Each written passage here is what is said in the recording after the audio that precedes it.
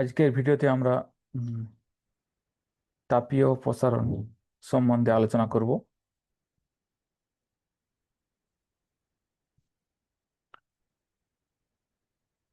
তো কোনো বস্তুর তাপমাত্রা বৃদ্ধির ফলে তার দৈর্ঘ্য, ক্ষেত্রফল, আয়তনে যে বৃদ্ধি হয় তাকেই বলা হচ্ছে তাপীয় প্রসারণ।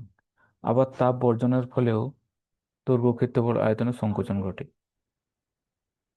তো তাপমাত্রার এই আহ, পরিবর্তনের ফলে বস্তুর যে আকার আকৃতি পরিবর্তন হয় সেটাই হলো তাপীয় প্রসারণ।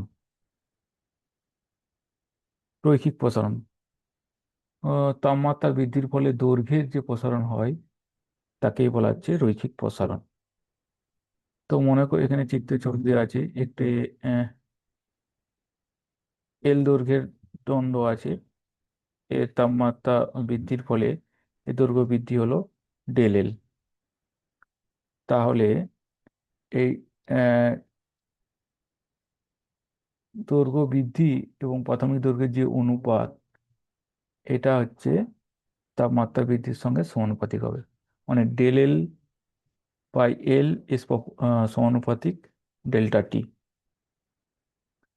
তো del L by L equal to alpha টি।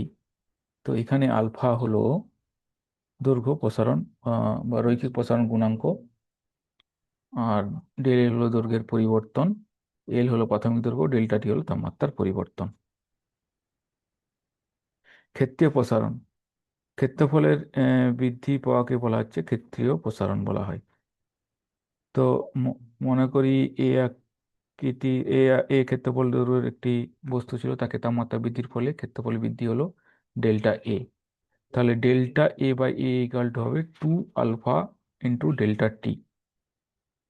এখানে ডেল্টা এ হলো ক্ষেত্রফলের পরিবর্তন, এ হলো প্রাথমিক ক্ষেত্রফল, এবং ডেল্টা টি হলো তাপমাত্রার পরিবর্তন, আর আলফা হলো রৈখিক প্রসারণ গুণাঙ্ক। তো এখানে ক্ষেত্রফলের বৃদ্ধির ক্ষেত্রে রৈখিক প্রসারণ গুণাঙ্ক আহ, দ্বিগুণ হবে।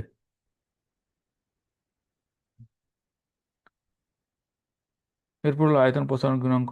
তো আয়তনে যে বৃদ্ধি হয় তার জন্য যে আয়তন প্রসারণ হয়, তো এখানে প্রাথমিক অবস্থায় বস্তুটির আয়তন ভি ছিল, তাপমাত্রা বৃদ্ধির ফলে বস্তুটির আয়তন হলো ডেল্টা ভি। তাহলে delta V by V equal to 3 alpha into delta T, যেখানে ডেল্টা ভি হলো আয়তনের পরিবর্তন, ভি হলো প্রাথমিক আয়তন, আর ডেল্টা টি হলো তাপমাত্রার পরিবর্তন, আলফা হলো রৈখিক প্রসারণ গুণাঙ্ক।